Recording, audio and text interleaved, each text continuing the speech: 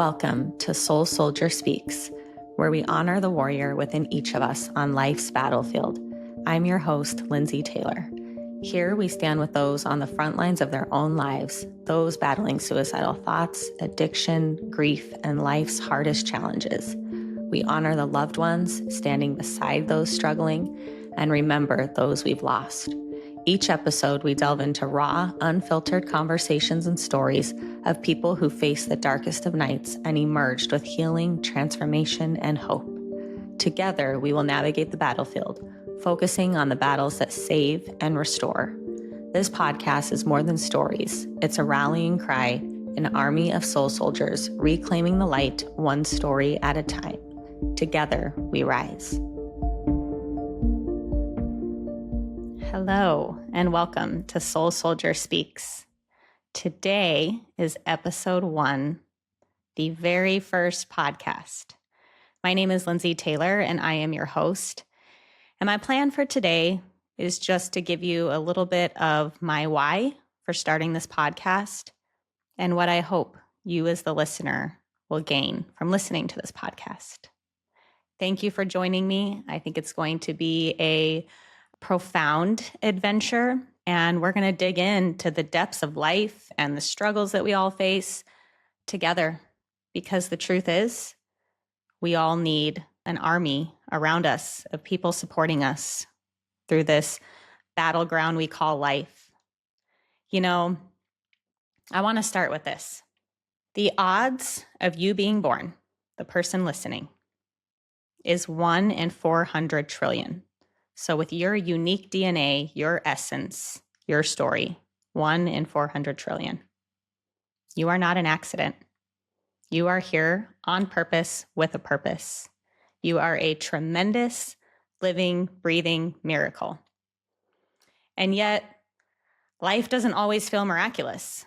Oftentimes, life feels like a relentless and merciless battlefield, full of profound grief and struggles and hardships.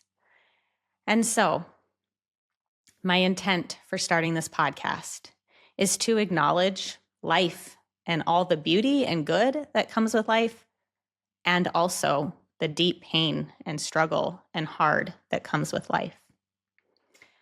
So, who am I? I am a human, just like you, who is imperfect, but doing my best. And I have a heart for helping people through their struggles. You see, no one gets through this life unscathed. None of us. I have had a very blessed life in many, many ways. I am super blessed and super grateful. And also, I have faced a lot of pain and tragedy and hardships. And that's life, right? And so it is my hope through this podcast that you will come to learn that both joy and pain coexist, that we can live an awesome and amazing and wonderful life, even amidst the hardship and the battles that we all face. So, where to begin? You know, I didn't actually plan any of what I was going to say today because I wanted it to be authentic and just straight from my heart. And the other thing is, something that you're going to hear on this podcast is that everything I do with God by my side. And so I asked God to just bring through what the listeners needed to hear today. And so let's start there. I want to acknowledge that God can be different for every single person, meaning you will see in my story as I begin to share that I believe to the absolute depths of my soul that there is something far beyond our human comprehension to all our lives and stories.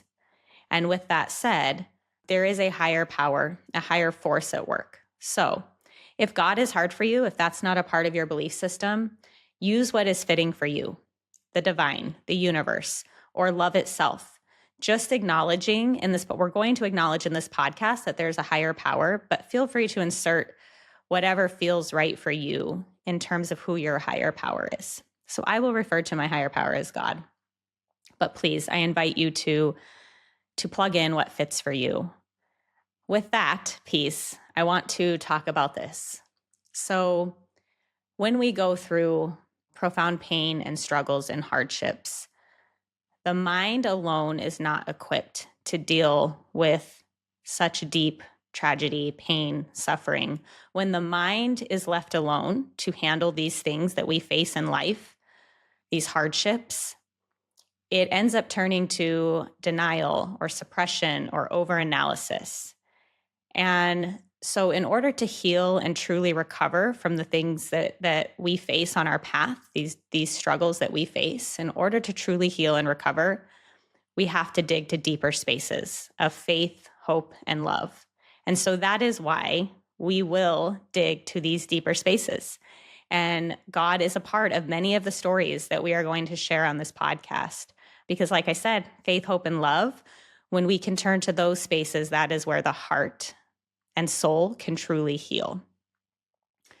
So, with that said, this podcast is really for individuals on the front lines of their own lives, battling with suicidal ideation, so battling to live, those that are facing substance use and addiction struggles, and for those loved ones who stand beside those who struggle with addiction and suicidal ideation.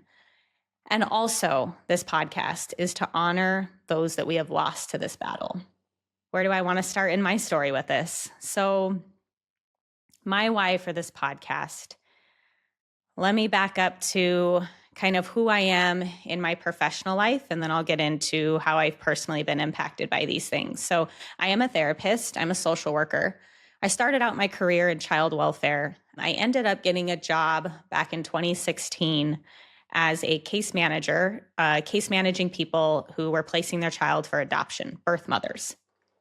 And often, I would say actually majority of the time, the reason that these birth mothers were doing an adoption is because they struggled with addiction and they were on drugs. And so they made the very brave and courageous decision to place their child for adoption.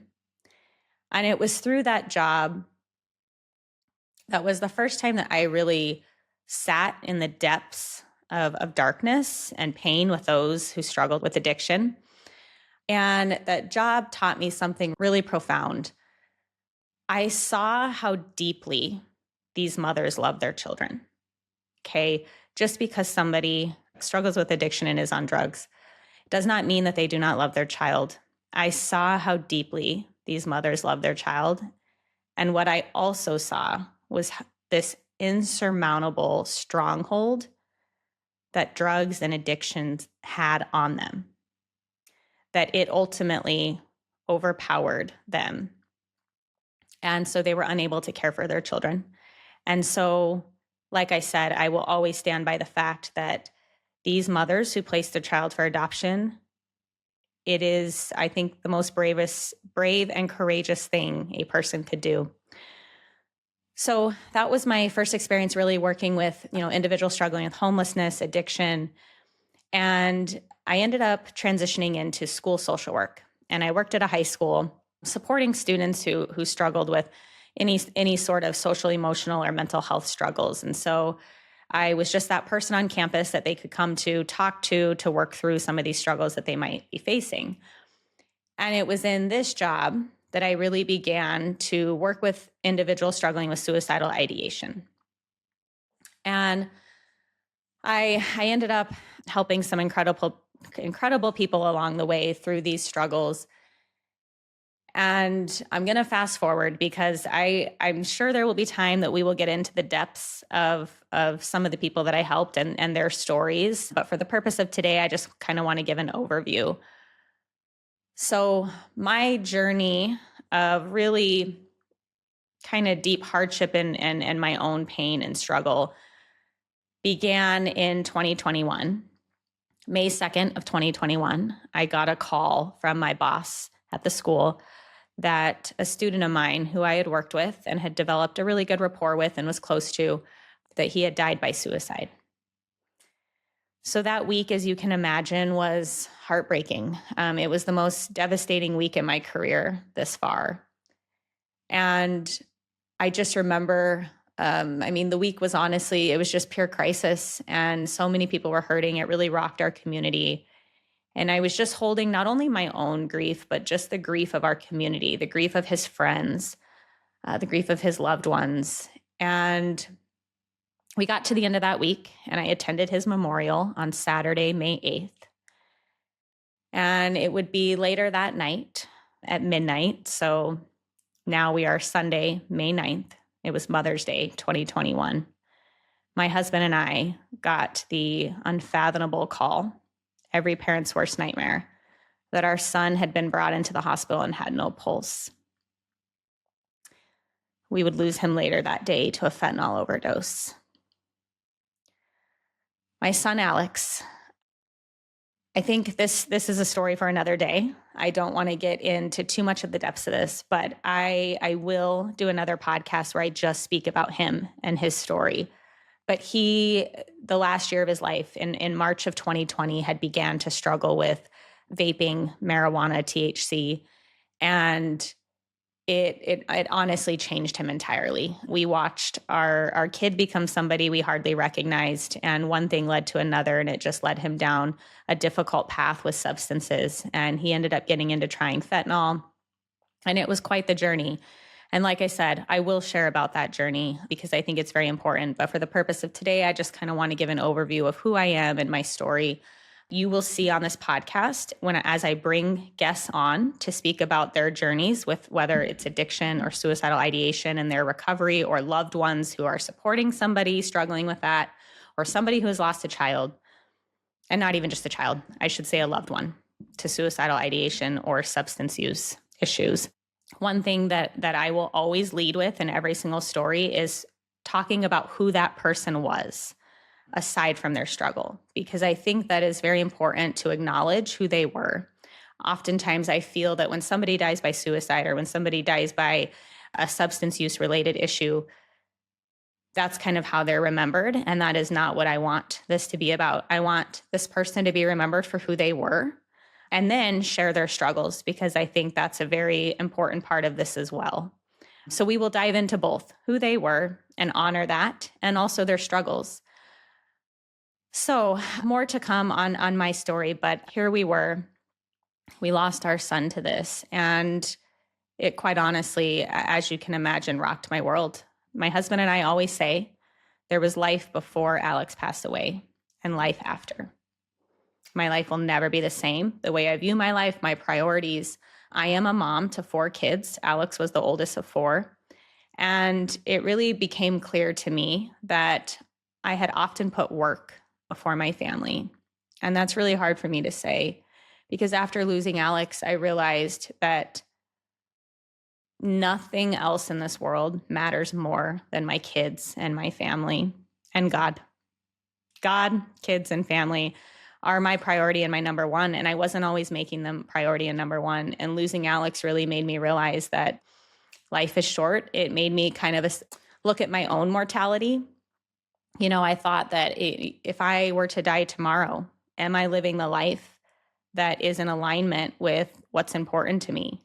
And I realized work, like I said, was often coming first. And when I'm on my deathbed, that's not what's going to matter. I love helping people. I love what I do. And I'll get into a little bit more what I do currently. I love all of that. But the most important thing to me is my family. And so it really made me shift priorities. You do. You just, when you go through such profound loss, it changes you. So a little bit about what I do currently. I am the clinical director, a therapist at a suicide treatment center called the Hope Institute. It is in partnership with the school district that I was working for at the time when I was telling you that I lost my student. So I ended up shifting into this role. Again, felt very called to shift into this role. You know, losing Alex and my student, and I also lost a friend a couple years prior, back in 2018, to suicide. So going through all this loss, I didn't think I'd be on this path of specializing in treating individuals struggling with suicidal ideation. If you would have asked me what I wanted to be when I grew up, this wasn't necessarily what I said. I knew I wanted to be a social worker. I knew I wanted to help people. I did not think I was going to be a therapist. I did not think I was going to be specializing in helping individuals in the deepest depths of darkness. But it has become very important to me. And losing Alex, and again, I'll talk about this more in depth, but really what it did for me was it made me a stronger soldier on this battleground called life. And it made me push to save others. So even through my own pain and darkness and struggle, I've continued to show up every single day and sit in the depths of darkness with other people to try and save people from losing their battle to suicide and addiction, because these are ultimately things that are preventable. And so I have decided to dedicate my life to this work, and it's deeply, deeply important to me. And so if you're a listener who is in the fight, in the middle of the battle yourself with suicidal ideation or addiction, just know that I have a deep heart for you. I see you. You are not alone in this struggle. And it is my hope that through this podcast, you will find healing. We will bring people on the podcast who have overcome the battle with addiction or suicidal ideation. And so I also want you to see that hope and recovery and healing are absolutely 100% possible.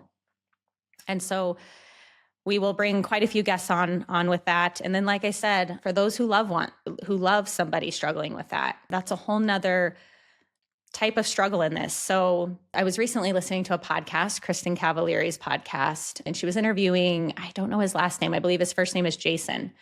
And it was a friend of hers from high school. And he was talking about how, I believe they said 46 million people struggle with addiction.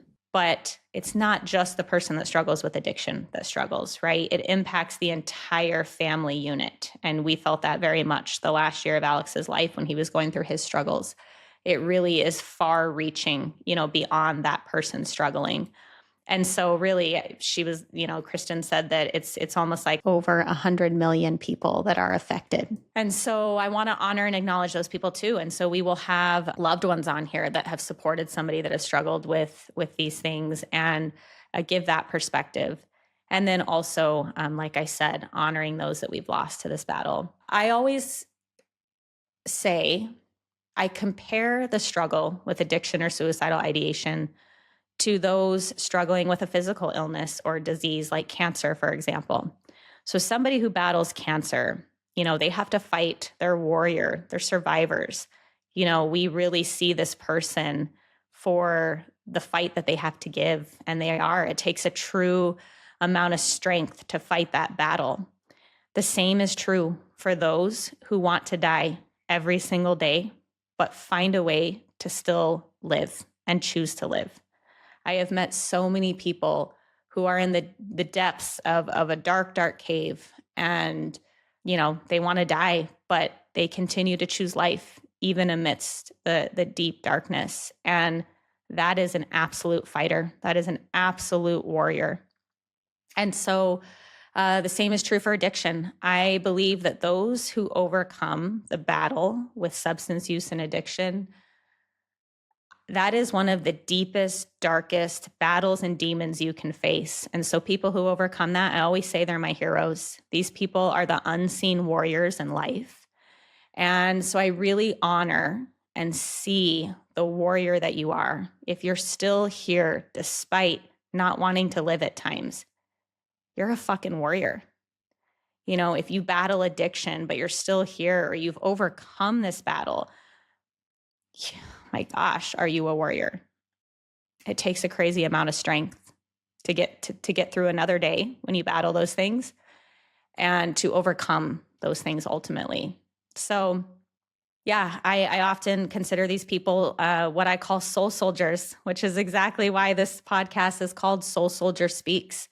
People who face profound difficulties and tragedies. So even those who walk, the grief of this path, and then those who are in the battle themselves. You're a soldier. You're on the front lines of your own life.